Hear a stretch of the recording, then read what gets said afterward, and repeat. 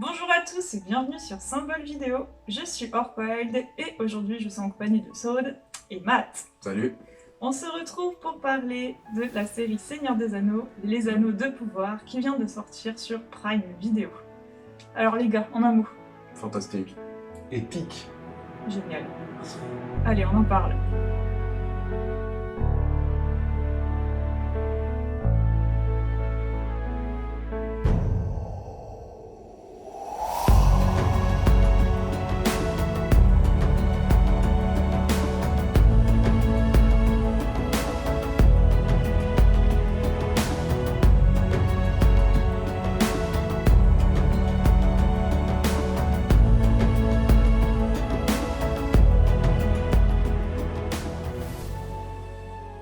Très bien, commençons.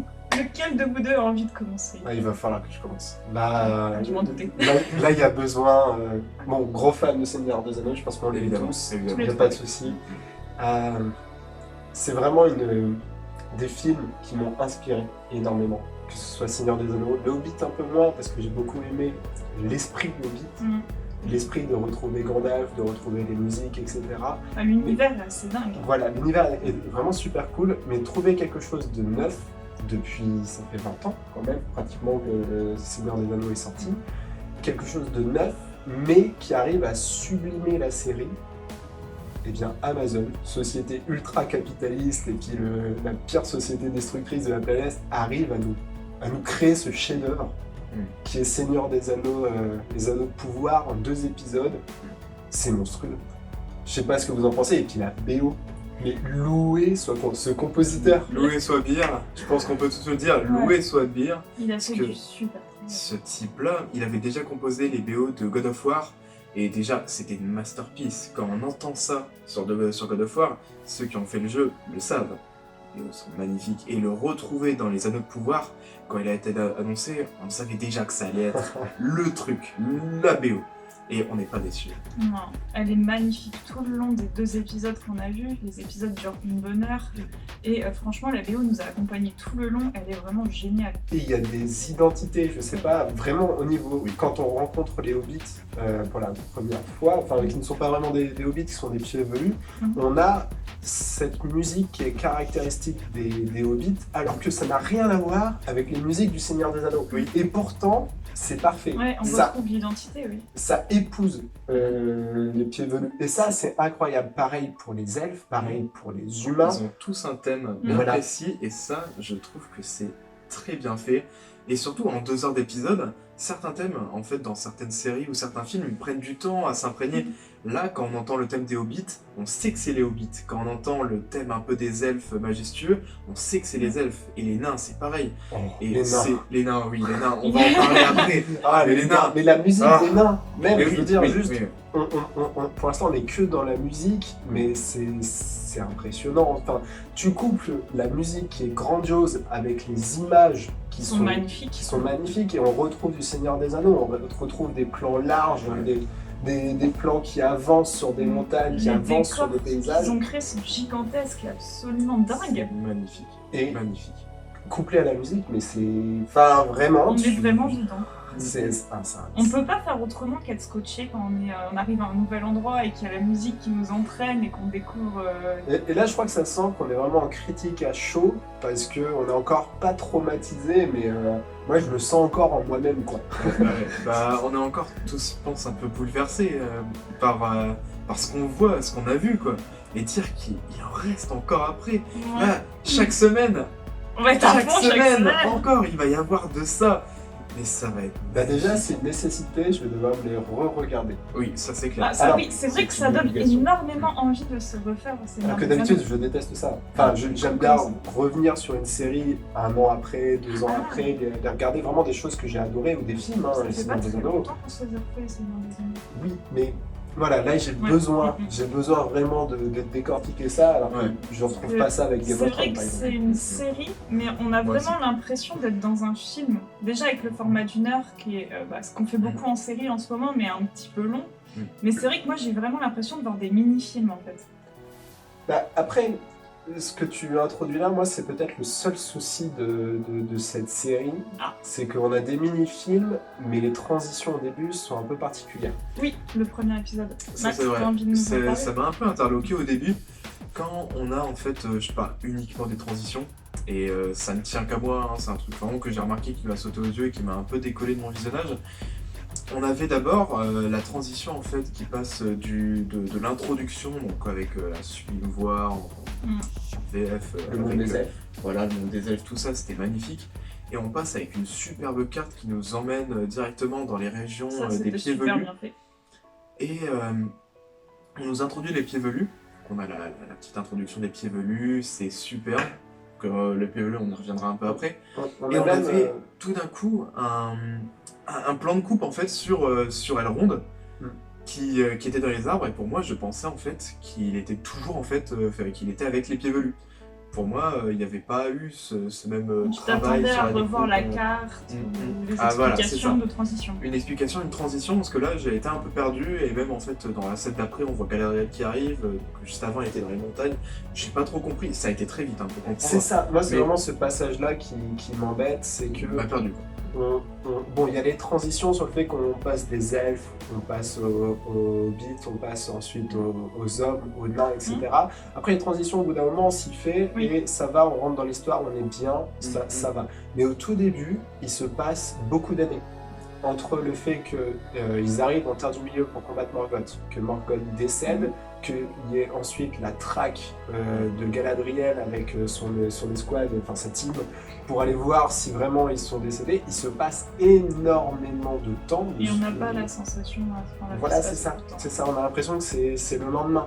Et pas du tout. Et c'est vraiment moi ça. Après, pour un elfe, c'est quasiment le lendemain. donc, Oui, mais ça m'a un C'est peu, clair. ça m'a un peu perdu et j'ai peur qu'on perde des gens avec ça parce que ça aurait pu être mieux expliqué avec une voix off justement. Alors c'est très beau, mais est-ce que c'était vraiment nécessaire? Moi je trouve que si. Si tu veux aller dans la continuité du Seigneur des Anneaux et installer un peu cette sorte de miroir avec les œuvres de Jackson, tu es obligé quand même de te faire cette petite scène introductive qui permet quand même de replacer le contexte et qu'on a quasiment C'est beau, toujours c'est dans beau, Seigneur quoi. des Ouais, Anneaux, mais les il manque- introductions. Il manque peut-être quelque chose. Il manque peut-être un petit texte qui Un nous dit de élément nos de liaison. jours, tu vois, de nos jours, parce que on a vraiment un passage dans le temps qui est très rapide entre son frère qui combat, qui meurt, Morgoth, on apprend juste qu'il a disparu, enfin qu'il est mort et qu'on cherche Sauron, qui était Exactement. son lieutenant. son lieutenant, etc. Il se passe beaucoup, il y a eu beaucoup d'informations. Et on n'a pas le petit maintenant. Parce Ouais, que quand et- on transitionne vers les humains, vers les nains, c'est à la même époque ensuite. D'ailleurs, je sais plus lequel d'entre vous m'a dit qu'il avait peur que ça fasse un Witcher avec plusieurs temporalités. C'est Ouais, toi c'est moi, oui. En fait, quand au début j'ai regardé un peu, quand l'épisode commençait, j'ai vite fait un petit coup de chaud en disant oh non, Ils vont nous foutre plusieurs ne temporalités. faites pas plusieurs temporalités s'il vous plaît, vous vous embourbez pas avec ça quoi. Ouais. Voilà. Mais Euh, peut-être qu'il y a plusieurs temporalités. Oui, et on le sait. On toujours sait pas ouais. encore exactement. Non, j'ai pas l'impression. C'est l'impression ça me donne aussi, mais bon, On fais verra. attention, ouais. Faut Ouais, juste attention. faudra faire attention. Ah, on pourrait en effet, mais on a vraiment cette. Sur les 2 épisodes, on est sur du spoil, hein, de toute façon, ça va être compliqué de. Oui. Ça va être compliqué de pas Là, on spoil. n'a pas encore vraiment spoilé. C'est vrai qu'on a parlé du début seulement, on a parlé de la BO. Donc, Puis on n'a pas détaillé l'histoire non plus. Bon, donc je vais amener ça très très rapidement, mais il y a vraiment une chose importante, c'est le départ des elfes, et tout se passe au même moment au départ des elfes. Donc j'ai vraiment l'impression que la temporalité, il n'y en a qu'une, et que ça va rassurer tout le monde. Voilà pour mon avis. Je pense qu'on va passer à ton avis, Arquoyen. C'est parti. Alors, cette série, franchement, on l'attendait beaucoup, hein. Ce préquel, vraiment, on l'attendait. Et moi, pour l'instant, j'ai pas été déçue. J'ai vraiment bien aimé ces 2 premiers épisodes. Je trouve que ça claque. On est vraiment tout de suite dans l'univers. On retrouve du Seigneur des Anneaux. Les images sont magnifiques. Enfin, on voit qu'il y a énormément de budget derrière. C'est un truc de fou. Du budget, et j'ai l'impression vraiment que c'est du travail de petits poussés. Enfin, vraiment, c'est. J'ai l'impression du que tout a savoir-faire. été sélectionné Voilà. au millimètre près, quoi. C'est ça, c'est Que que ce soit les acteurs, femmes et le des scénario. qui ont bossé tout. dessus, et c'est Pour monstrueux. moi, c'est aussi beaucoup de savoir-faire. Quand je vois, il y a des mecs qui ont bossé sur les trilogies originales et qui sont venus retapper derrière. Ces gars-là, j'ai du respect immense pour eux, quoi. Mais là, ouais, on a vraiment quelque chose de qualité qui dénote par rapport à d'autres séries qu'on a eues là avant qui nous avaient vachement déçus. Là, on est vraiment sur de la qualité. À voir si ça dure dans les épisodes suivants et si l'histoire est vraiment si intéressante qu'on le ressent dans ces 2 premiers épisodes. Mais là, franchement, très bon début. Moi, j'ai adoré ce début. Carrément. Matt, t'as envie de donner ton avis? Alors, mon avis, il est simple. Hein. Pour moi, c'est là, sur ces 2 premiers épisodes, on est sur une franche réussite.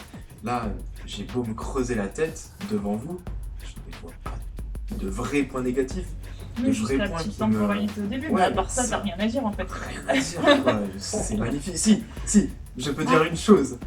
La VF, si vous regardez l'épisode en VF, alors ça les a pas trop dérangés, mais moi ça m'a un peu dérangé. Il a râlé tout le long. Je suis habitué à avoir un peu l'accent, tu vois, cet accent qu'on peut retrouver dans certaines, par exemple, vidéos du Maître ou du Savoir des Anneaux, qui ont un petit accent léché et même qu'on retrouvait aussi dans les films. Et ça, c'est un truc que je trouve magnifique à Là, entendre. tu m'as perdu. D'accord, désolé.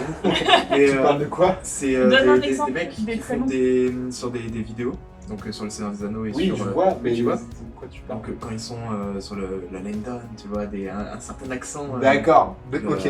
Donc en fait, au niveau de la VF, on avait déjà beaucoup de personnes qui parlaient du lore Mhm. avec une prononciation bien C'est particulière. ça, voilà. Je me suis peut-être un peu mal exprimé, mais en tout cas, c'est ça sur la VF. Mais il y a certains noms qui sonnent mais vraiment bizarres. Quand on parle de Célébrimbor dans la VF, j'espère que vous regardez en VO pour pas avoir ce genre de choses, mais Célébrimbor, ça me va pas. Et pareil pour le Lindon, c'est des mots francisés, enfin avec un accent francisé que je trouve pas exceptionnel. Un peu comme dans les livres audio de Seigneur des Anneaux, Oui, c'est les vrais noms. ils vont dire Frodo, Ouais. Oui. alors Oui. que dans le film, tu dis Frodon, et à un moment donné, ils ont fait un choix, mais est-ce le bon, je ne sais pas. Même dans le Hobbit, c'est Bilbo là-bas, pas Bilbo. Oui. Voilà, et c'est vrai que c'est des choix, bon, on va s'y habituer, hein. Bah on devra. Mais oui, Célébrimbor, là, tu me disais... Célébrimbor. Célébrimbor. Ouais. Célébrimbor. Je suis désolé, je tiraille sur ça, mais c'est du détail. Mais c'est vrai qu'on est obligé de s'attacher à ces détails-là dans cette... Oui, là, on attaque vraiment les détails parce que tout le reste, on a adoré. Ouais, c'est clair. En T'as des effet. détails à attaquer toi aussi ou c'est bon? Ah, moi, vraiment, c'est le respect de l'œuvre originale. Donc d'abord les bouquins, mais ensuite la trilogie de films qui a été mis au rang de prouesse, comme on a pu avoir des Star Wars, comme on a pu avoir des Harry Potter. C'est vraiment, c'est les meilleurs Oscarisés en termes de films. On était vraiment sur un piédestal de fou, et moi j'avais peur, même si je le sentais bien. Vraiment, les bandes annonces, etc. T'avais peur qu'ils nous fassent un remake de B1 et que ce soit horrible? Non, j'avais peur qu'ils ne puissent pas égaler cette œuvre qui était Seigneur des Anneaux. Ah, tu sens qu'ils ont essayé. Non, mais ils ont réussi. Oui, clairement. C'est réussi. Très Enfin, pour clairement les 2 réussi. premiers épisodes, c'est réussi. Et on parle d'identité visuelle, c'est bon. On parle de la musique, c'est bon. Et il faut parler aussi de l'identité, l'œuvre en elle-même, le voyage du Hobbit à travers toutes les contrées de la Terre du Milieu. Ça, on le retrouve dans Seigneur des Anneaux, on le retrouve dans le Hobbit. C'est réussi. On a déjà une sensation de voyage, en tout cas avec Galadriel pour chasser Sauron. Et on sent ici qu'on va avoir une quête avec les Numénor. Si je dis pas de bêtises. Numénoréen, oui. C'est ça, et on sent que cette petite hobbit qu'on rencontre, cette pied velu qui va nourrir, qui va aider.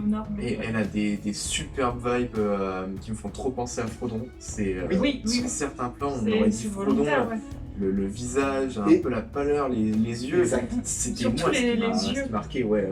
Et il y a un gros travail sur les yeux, et tu as beaucoup de plans de Galadriel jeune sur ses yeux. Il y a les mêmes plans dans Seigneur des Anneaux, justement quand elle regarde Frodon. C'est monstrueux, c'est exactement les mêmes, et c'est parfait. Enfin, on est sur du détail, mais c'est monstrueux, c'est magnifique. Enfin, il y a un travail incroyable qui est fait. Et moi, vraiment, je me disperse, mais je veux revenir sur l'essentiel. On a une épopée, on a une quête. C'est épique. On sent qu'il va y avoir des batailles qui vont suivre, on sent qu'il y a une aventure, que il y a c'est poétique.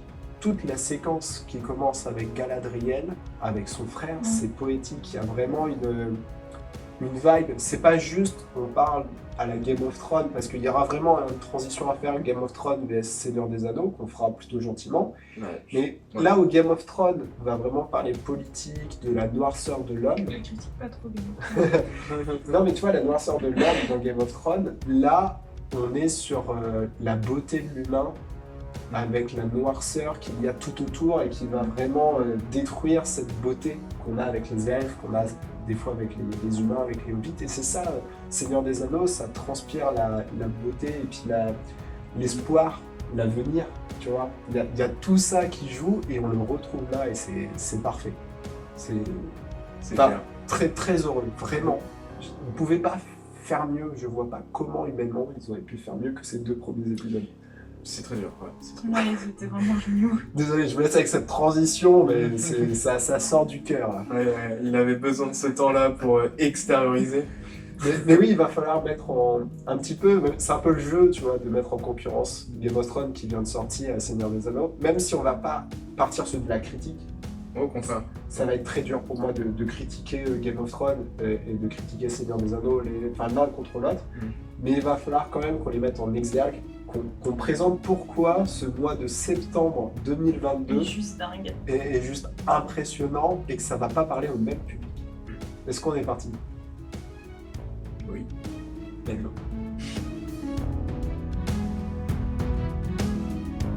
Bon, bah les gars, que le combat commence. Hein.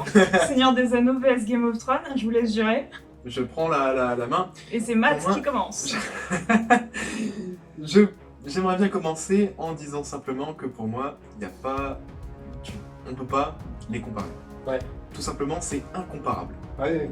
Ça ne traite pas des mêmes thèmes, ce n'est pas une mise en scène de la même façon, ce n'est pas le même réel, ce sont même pas les mêmes personnes qui ont écrit. C'est tout simplement 2 univers. Un point Ils ont- combat. le seul point commun qu'ils ont, c'est la fantaisie. Et même là, en fait, Voilà. c'est... Fantasy, il y a des dragons quoi. Bah, fantasy, J'aurais pas c'est classé Game of Thrones en c'est de la fantasy. low fantasy Game of Thrones. Ouais, Et, d'accord. et Vraiment très lourd. Hein. Très C'est lourd. vraiment Oui. sous le Oh, tapis. mais ça reste Troc. ça reste de la fantasy. Mais Respectueux. pour moi, c'est, tu vois, le seul point sur lequel on pourrait les comparer, c'est la fantasy. Et encore, même là, c'est incomparable. Donc, je ne comprends pas vraiment cette idée de les comparer. On peut peut-être les mettre en concurrence sur le fait que ils ont des beaux visuels, ils ont des belles musiques, mais sur les thèmes abordés, sur ce qu'ils veulent raconter, ce qu'ils veulent transmettre, pour moi, c'est absolument incomparable. On est d'accord. En fait, je pense que là-dessus, on va être d'accord. Peut-être pas sur les mêmes points pertinents, mais clairement, on est sur un mois de septembre qui est monstrueux. C'est comme quand tu vas à un festival et que tu vas avoir plusieurs groupes de musique et qu'il y en a que tu apprécies, mais tout le monde va kiffer, vraiment. Et là, on est sur un festival, en plus, il y a un Andorre à la fin du mois. Personne l'attend et je suis persuadé que ça va être un Rogue One, que ça va être monstrueux. Enfin bon, on verra, hein, peut-être trop de hype. Mais on est sur un mois incroyable pour tout le monde. Qu'on aime Game of Thrones ou qu'on n'aime pas, qu'on aime Seigneur des Anneaux ou qu'on n'aime pas, tout le monde va être servi. Ça va être monstrueux et ça ne s'adresse pas forcément au même public. Comme tu disais, Game of Thrones, pour moi, on est plus sur du jeu politique, sur de la noirceur humaine, plus sur de la violence. La violence avec un côté toujours psychologique. Parce que c'est pas comme un film de zombies où tu vas avoir du gore partout. Quand tu as de la violence, tu as vraiment une idée derrière et ça te bouleverse, si tu veux. Enfin, moi, quand j'ai regardé la saison 4 de Game of Thrones, j'ai pas pu manger à un moment donné de saucisses pendant une semaine. Je pense que tu vois à peu près de quelle scène je parle. Tu vois, on en est là. Oui, Ok. Là-dessus, Seigneur des Anneaux, même s'il y a des orques, etc., t'as pas la même notion le même niveau de violence. La violence n'est pas exploitée du tout pareil dans ces deux univers. Tu vas pas avoir du sang, comme tu vas pas avoir des gens éventrés, tu vas avoir certaines informations qui vont être zoomées, comme un peu de sang dans la bouche, tu vas voir que la personne elle a pris un coup d'épée dans le ventre et tu sais que elle va pas s'en sortir. Mais par exemple dans Seigneur des Anneaux, toutes les scènes de torture qu'on a dans les trilogies, on les voit quasiment pas, ou on entend juste des cris, c'est extrêmement soft. Il montre... on sait qu'il y a de la violence, mais elle est vraiment pas présentée comme dans Game of Thrones, où là, elle est vraiment mise en avant. Parce que c'est pas un fait enjeu. pour choquer. Voilà, Game of Thrones, c'est Game of choquant. Thrones, c'est Mais fait pour c'est choquer. lié c'est aussi pour, aux œuvres d'origine dont c'est tiré. La violence n'est pas du tout exploitée de la Bien même sûr. façon. C'est vrai que chez Tolkien, la violence, elle est plutôt racontée, elle raconte une forme... Ça sert le narratif. Oui, c'est Elle ça. contextualise, mais elle n'est pas au centre des passages, on va dire. Alors C'est que ça, c'est vrai c'est- que Game of Thrones, c'est beaucoup plus dans Violence la au sexe, la c'est vraiment volonté de présent. choquer.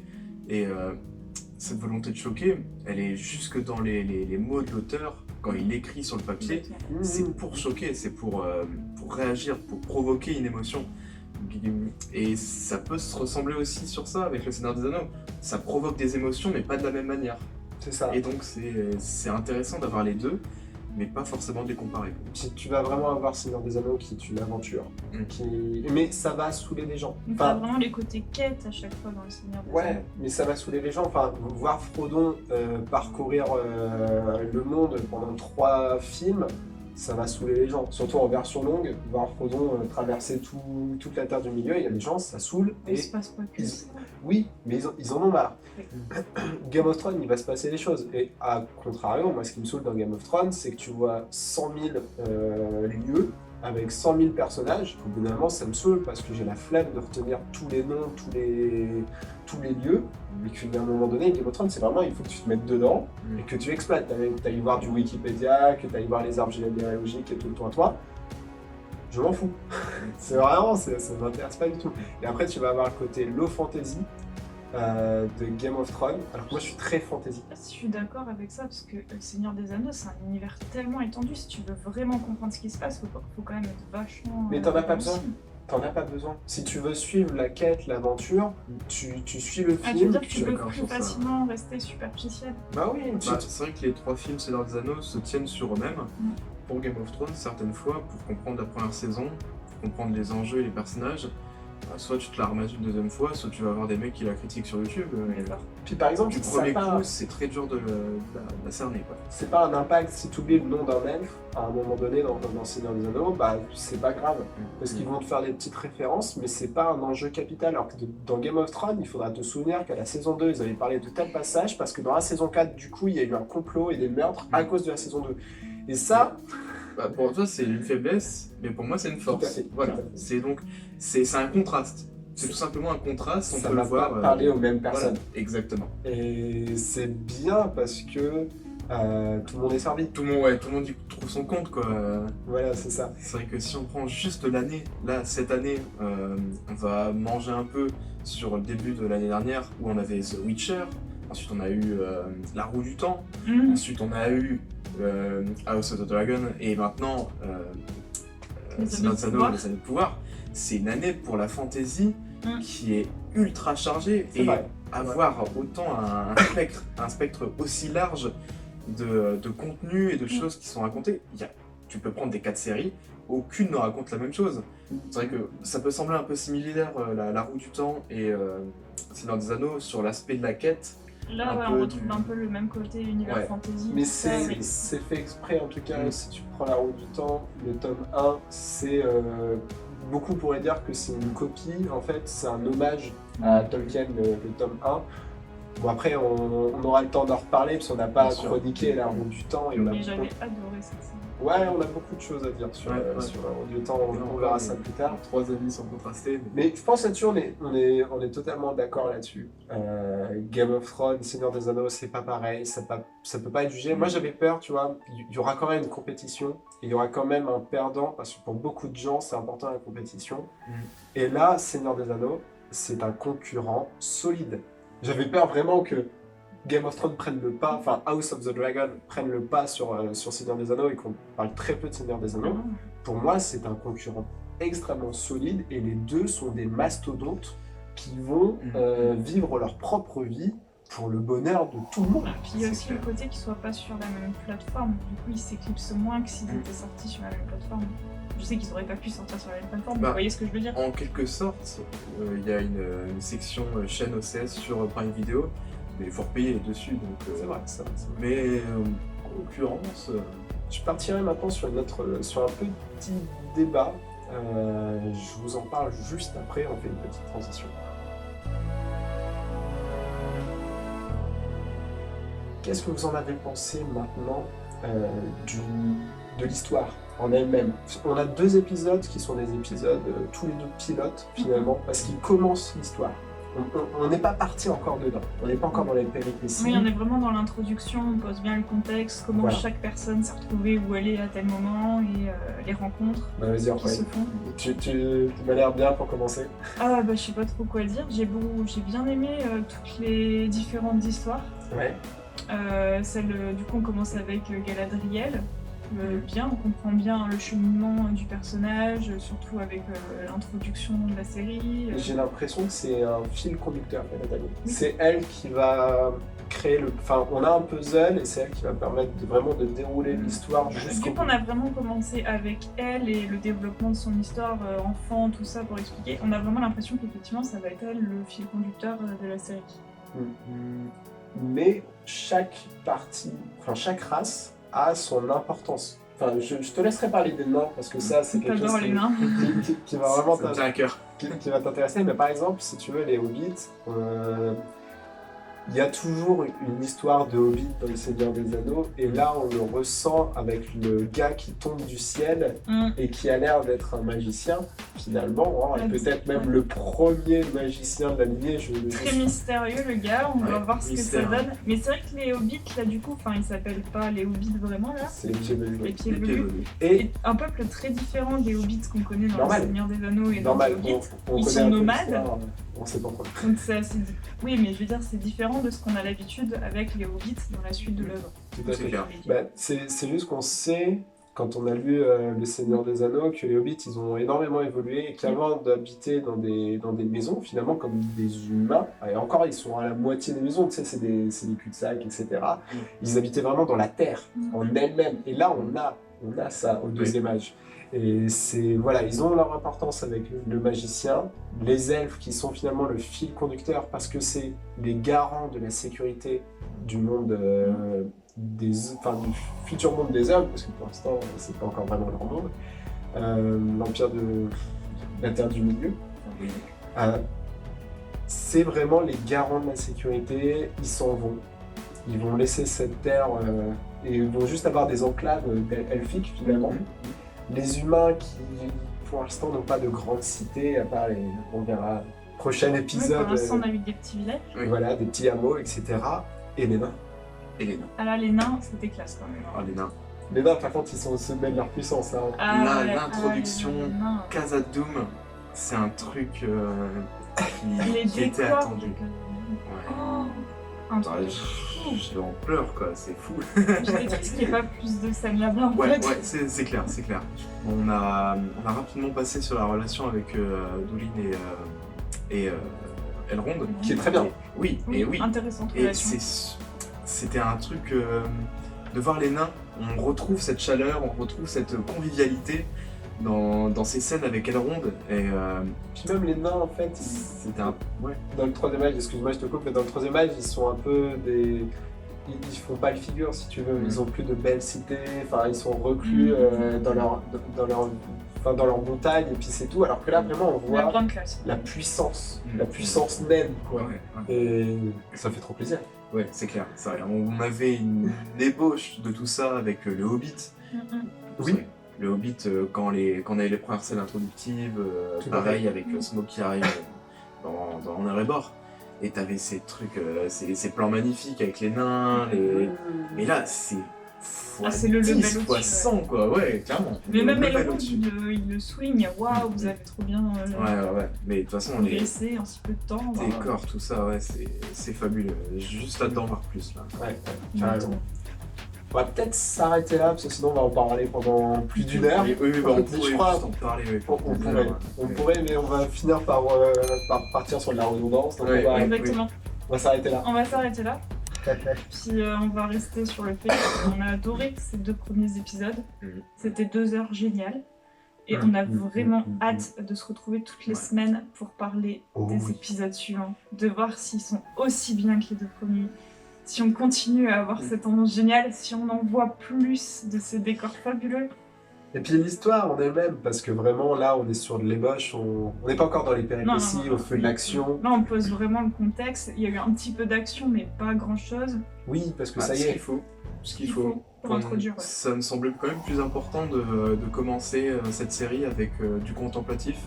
Pas forcément partir directement dans l'action abusive. Alors, contemplatif, mais on s'ennuie pas du tout. Hein. Oui, voilà, c'est Vous contemplatif. inquiétez Mais quand on regarde, c'est fabuleux, quoi. Mhm. On a juste les yeux rivés sur l'écran et on profite. C'est ça. Et vous, qu'est-ce que vous en avez pensé finalement? Parce que nous, on est chamboulés, vraiment, on adore. Est-ce qu'il y a On est des des grands personnes... fans de base. Oui, mais même un grand fan, justement, pourrait trouver ça abusé, Mhm. que ce ne soit pas la même patte, le même ADN.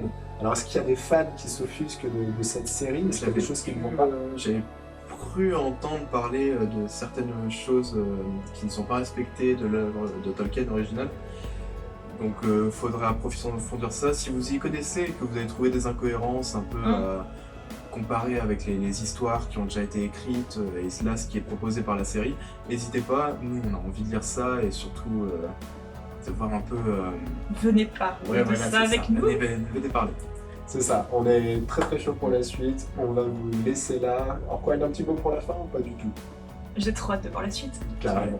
Allez, on vous dit à la semaine prochaine. On chroniquera l'épisode 3, bien entendu. Ça va être la folie. C'est clair. À bientôt. À bientôt. Ciao. Tchuss.